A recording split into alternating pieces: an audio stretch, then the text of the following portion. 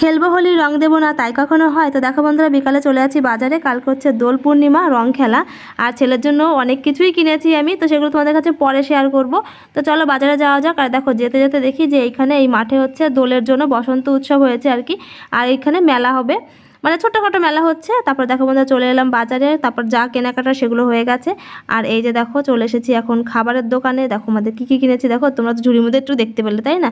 তো খাবার টাবার নিয়ে তারপর দেখো বন্ধুরা বাড়ি চলে এসেছি। আর এখন দেখো এসেছি হচ্ছে ন্যাড়া পোড়াতে, মানে বুড়ির ঘর যেটাকে বলে। তো এই কোনো রকমে বানিয়েছে আমাদের আশেপাশের ছেলেমেয়েরা। তো দেখো এই যে ন্যাড়া পোড়ানো হচ্ছে, তো কি বলে জানো, আমার ঠিক মনে পড়ছে না, ছোটোবেলায় আমরাও করেছি তো অতটা মনে পড়ে। দেখো সবাই কি নাচ করছে, এই যে এরা দুজন।